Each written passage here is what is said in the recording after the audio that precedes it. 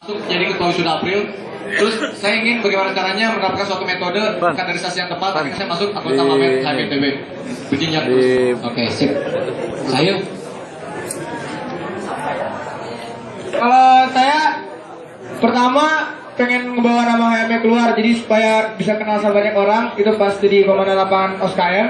Itu pertama, terus supaya bisa menyambut adik-adik baru, bisa istilahnya merancang metode yang terbaik buat adik-adik baru karena penting untuk HM ke depannya seperti apa.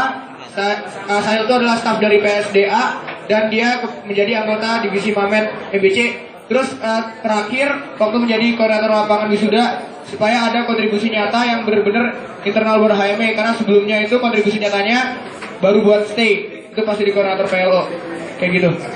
sip, terima kasih. Masuk ke yang selanjutnya, kualitas diri untuk pengetahuan umum. Oke, pertanyaan pertama. Apakah kalian sering baca berita?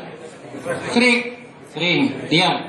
Oke, sebutkan 3 headline ganti-gantian ya, dan gak boleh sama. 3 headline yang kalian ingat dan masih baru. Oke, Tahil. Jaksa Agung jadi taruhan. Terus habis itu masalah banjir di Jakarta.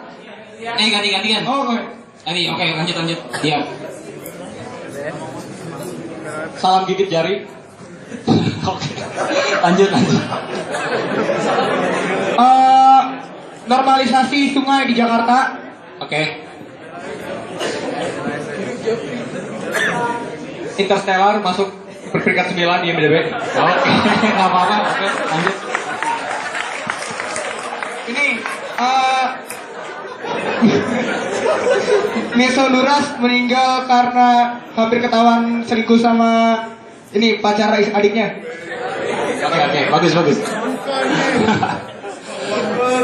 Persib Bandung juara. Oh, mantap. Oke. Pertanyaan selanjutnya nih. Sekarang sebutkan 3 istilah keprofesian yang masih hangat-hangat dan jelaskan secara singkat ganti-gantian seperti tadi. 3 istilah yang berkaitan dengan keprofesian keelektroteknikan dan jelaskan secara singkat ganti-gantian ya. Jadi satu gitu. Biar dulu. Oke, biar dulu. Biar pas. Oh. 3 istilah keprofesian kan ya? Iya, apapun. Istilah keprofesian berarti pas dulu deh. Oke, pas. Lanjut saya. Ini kurva magnetisasi. Jadi tuh kalau misalnya di trafo tuh kan ada kurva magnetisasi tuh menunjukkan gimana proses magnetisasi yang ada di trafo itu. Panjang sih kalau jelasin ntar kita awal. Oke. Lanjut. Iya. Istilah keprofesian kan ya? Iya. Ini power supply. Apa itu power supply? Power supply itu bagaimana caranya agar kita tuh membuat suatu tegangan DC dari AC yang 220 volt dengan menggunakan suatu konsep trafo, AC regulator dan menggunakan tegangan ripple-nya tuh biar sedikit lebih halus gitu pakai kapasitor jadi biar Oke, cukup. Oke. Lanjut, saya.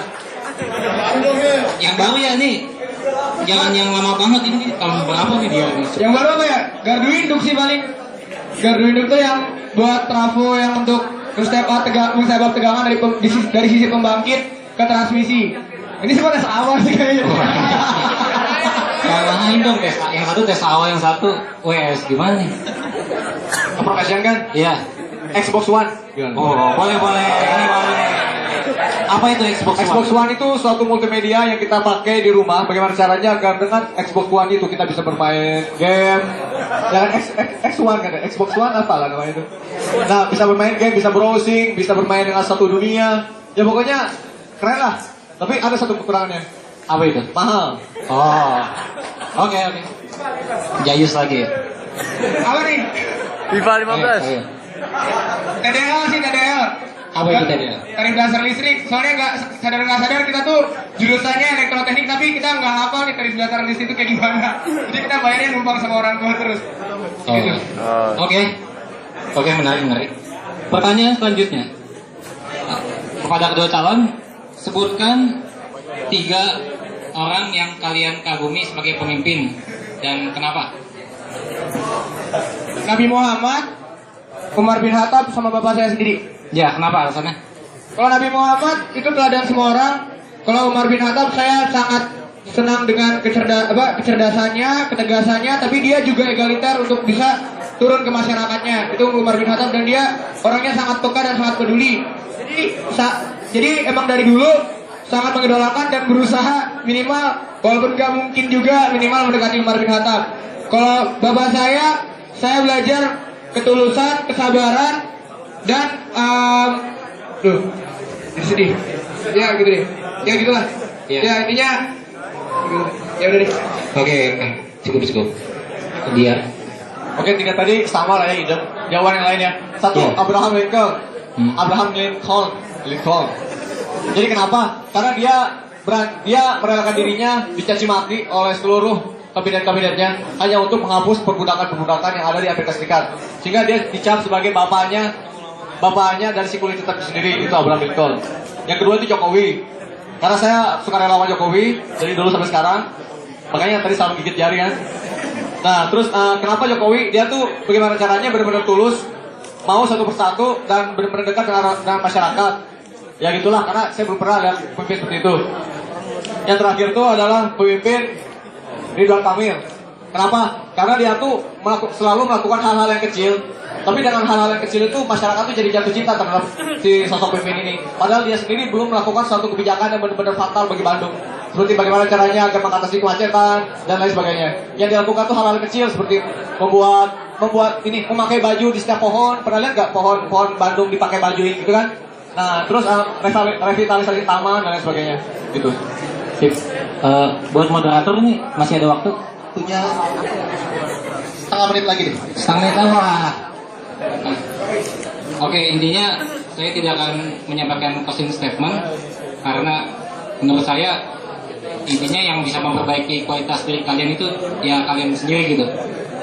Intinya yaitu tetaplah berusaha menjadi insan yang lebih baik. Itu sih pesan dari saya. Dan semoga pertanyaan yang banyak tadi bisa men-trigger masa-masa di sini untuk bertanya lebih gitu kepada Cak Kahim di sini. Gimana sih Cak Kahim tuh orangnya kayak gimana gitu. Jadi ya diperbanyak lagi lah bertanyanya kepada kedua Cak Kahim. Terima kasih. Ya itu dia sesi panelis dengan Kak Angga. Saya ada banyak pertanyaan, cuman ini Bung Angga ini seperti ujian komprehensif aja. Jadi kayaknya ada beberapa pertanyaan yang mesti saya hilangkan, udah redundant tersebut. Yang pertama ini tentang integritas. Selama di ITB, mungkin dari mulai tahap persiapan bersama ya, tahun pertama bersama, bagaimana sih kalian mengajak teman-teman kalian untuk menjunjung tinggi integritas akademik? Terus habis itu seberapa efektif cara kalian yang telah kalian terapkan itu? Terus yang masih berkaitan dengan itu, apa rencana kalian setelah menjadi kahim untuk menjunjung tinggi integritas akademik? Satu pertanyaan dulu aja, biar fokus. Ya, jadi saya ulangi sekali lagi, pertanyaannya ada 3. Bagaimana cara kita mengingatkan teman kita ya untuk menjunjung integritas akademik Yang sudah pernah dilakukan. yang sudah pernah dilakukan tuh. Kemudian apakah efektif? Dan yang ketiga, rencana pada saat jadi kahim bagaimana menjunjung integritas akademik. Oke, untuk jawaban pertama dimulai dari Diardano Rayhan. Oke, yang pertama itu bagaimana caranya menjunjung tinggi integritas akademik ke teman-teman, gimana caranya? Jadi pada Yang saat sudah pernah dilakukan ya. Jadi pada saat TPB pertama, saya benar-benar ingin berubah dari SMA, benar-benar ingin bagaimana cara menjunjung tinggi integritas akademik. Terbukti pada saat TPB, ya semester 1, semester 2, saya sangat tidak melakukan kerjasama. Tapi di sisi lain ternyata kesini-sini, Masa harap tenang. oh ya, saya juga pernah selalu mengingatkan ke teman, ya mending kita mending kerjain dengan apa adanya aja. Karena kita di sini juga percuma kan kuliah, tapi nyontek-nyontek juga ujung-ujungnya gitu. Tapi kesini-sini beban akademik terasa semakin berat. Terus akhirnya sayanya juga terlalu sibuk juga. Dan pada akhirnya setan di situ baru mulai masuk ke diri saya, Kak Bagus. Nah, di situ akhirnya karena iman saya belum kuat, saya kurang teguh terhadap pimpinan saya. Akhirnya di suatu kondisi saya tergoda tapi itu saya tidak melakukan intinya kerjasama lah ke Bagus. Ya saya jujur lah di sini. Iya. Saya pernah kayak gitu. Nah terus ya udah di situ saya selalu merenungkan kembali ternyata yang saya lakukan salah. Tapi setelah itu Masa harap tenang ya. ya pokoknya Harga yang di depan. pokoknya saya selalu bagaimana caranya agar meminimalisasi hal itu terjadi gitu kalau Bagus. Tapi itu dimulai pada saat tingkat 2 yang burukan itu sih. Ya, maaf ya kalau bisa. Slow. Terus oh ya, bagaimana caranya pada saat nanti Kahim menjunjung tinggi tulis akademik? Iya. Saya bakal berjanji, saya bakal menjadi role model. Saya bakal benar-benar menjadi memanfaatkan konsep manusia pembelajar itu sendiri. Dan saya ingin membuat diri saya itu benar-benar menjadi manusia ideal untuk HME. Saya nggak mau misalnya, Kahim himpunan ini nyontek loh. Enggak, maksudnya membuat citra buruk gitu kalau Iya. Sahil. Oke, yang bagus. Wah nih, anak-anak power masih bernama gak nih? Masih lah ya. Ya, kalau integritas akademik agak dulu waktu TPB sih paling dilaksanain karena dulu pas SMA emang menjunjung tinggi sejak SMP karena ya itu kalau saya pernah dimarahin sama ibu saya pas nyontek, terus ibu saya nyampe nggak mau keluar dari kamar. Nah semenjak itu nggak ini lagi, taunya pas kuliah, tapi tetap cerita sih pernah nyontek pas sudah tingkat 2. Nah pas TPB itu pernah sepakat sama temen deket saya tuh ada anak minyak, kalau misalnya kita lulus TPB bareng-bareng, kalau bisa jangan nyontek walaupun susah apapun. Nah itu dari hal itu saya mulai ngingetin ke sekitarnya kayak buat apa masuk jurusan yang kita inginkan, tapi kalau cuman dapat itu cuman dari kayak istilahnya bukan hasil dirinya sendiri. Nah itu tapi seberapa efektifnya kayaknya sih pas TPB alhamdulillah masih cukup ideal manusia di stay-nya, jadi kayak yang sekitar saya juga gak banyak yang nyontek. Jadi kebetulan teman-teman saya juga yang satu kosan dan satu permainan yang dari SMA saya itu cukup dekat dan kami lulus TPB alhamdulillah bareng-bareng gak pakai nyontek. Itu satu. Terus yang kedua, dan tapi kalau nyontek PR masih tetap nyontek. Oke. Nah terus yang kedua tuh gimana sih kalau nanti jadi Kahim? Ya idealnya memang pengennya dan insya Allah Bismillah itu jadi ideal lah. Jadi nggak nyontek dan nggak tipsnya juga. Sama satu lagi inginnya tuh nanti pengen membantu anak HME buat sadar tentang integritas. Jadi misalnya pensuasanaan pas mau ujian gitu. Kayak misalnya publikasi lah keseranya, kayak misalnya tolong jangan nyontek, kasih quotes yang menyadarkan lah istilahnya gitu pas mau minggu ujian. Terus misalnya nempel di tempat-tempat belajar yang ada di HME, misalnya nempel semacam stiker tentang integritas akademik di misalnya di meja belajar yang meja-meja kotak-kotak kecil kayak gitu. Itu menurut kami itu salah satu cara yang efektif. Oke Mas Said mungkin bisa perhatiin lagi Pak Bagus mau ngomong lagi, jadi tolong diperhatiin. Assalamualaikum warahmatullahi wabarakatuh. Waalaikumsalam. Ya masa untuk yang duduk di belakang, dan di pinggir-pinggir saya mohon apabila ada space kosong masuk aja ya. Jadi kita juga bisa lebih nyaman gitu. Yang di belakang kalau ada space kosong langsung masuk aja. Di depan masih banyak sebenarnya space-nya. Pada ke depan, yang di depan pada majuan lagi aja yuk. Yang di depan.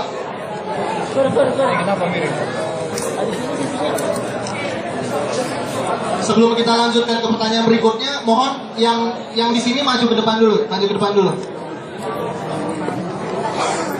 Emang miring diri Iya. Berdiri aja. Assalamualaikum warahmatullahi wabarakatuh.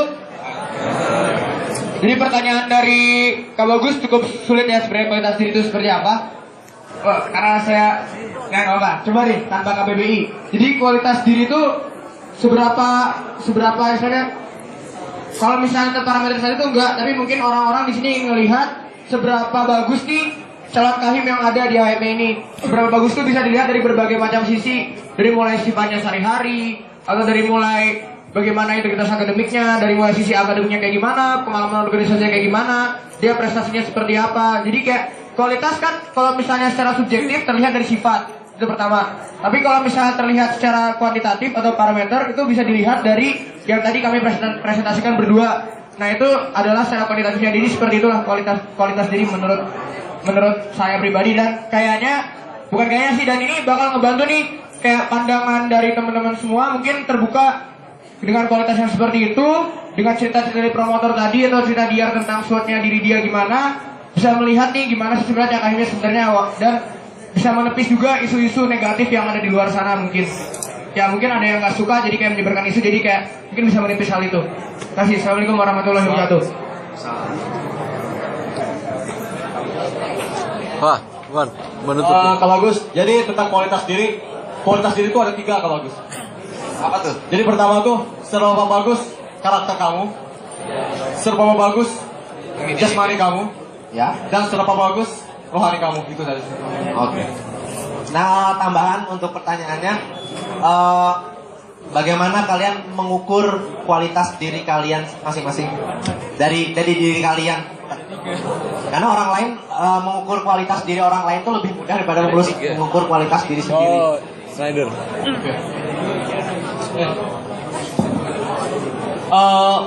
Untuk mengukur kualitas diri sendiri, saya banyak curhat ke orang tua. Saya juga banyak curhat ke sahabat-sahabat saya. Dan juga saya banyak memanfaatkan tools-tools seperti tadi MBTI dan Discovery Report yang DISC itu. Dan akhirnya dari semua curhat-curhatan itu, saya renungkan kembali. Saya itu sebenarnya seperti apa sih? Seperti itu, Kak Bagus. Terima kasih. Dari Sahil? Oke, selamat malam Mas Ame. Ini masih pada perhatiin kan ya Mas ya? Jadi tolong tenang ya. Nah, jadi gini, Kak Bagus. Ya. Kalau misalnya gimana cara mengukur, saya kebanyakan ngobrol ke teman-teman sekitar saya, terus saya melihat kecenderungan teman-teman sekitar saya berperilaku kepada saya seperti apa. Terus saya juga memanfaatkan rasa peka saya untuk melihat, oh ternyata orang ini mungkin gak suka nih sama saya, mungkin ada isu-isu negatif di luar sana. Nah itu yang membuat saya memperbaiki diri saya. Nah kalau untuk gimana caranya supaya mengukur lebih parametrisasi lagi, kayak tadi pas membuat presentasi saya benar-benar gak ikut masalah tadi nyusun SWOT dan sebagainya. Saya juga kaget kenapa mereka nyusun kayak gitu. Tapi emang sesuai diri saya sendiri. Terus habis itu kalau diri sendirinya gimana, ngobrol ke orang tua, dapat masukan dari orang tua juga. Dan kemudian kalau misalnya secara sendiri yang nggak, misalnya lagi nggak ada teman atau nggak ada orang tua, saya sering ngambil kayak tadi MBTI atau misalnya DISC atau misalnya tes psikologi yang bisa menggambarkan diri saya itu kelebihannya apa, kekurangannya apa. Jadi introspeksi buat diri saya juga dan menurut saya yang paling efektif. Tapi ini yang saya lakukan adalah kalau saya lagi benar-benar merasa kualitas diri saya lagi down, saya mencurahkan diri saya di hadapan yang Maha Kuasa untuk curhat lah. Tapi biasanya langsung lega setelah itu.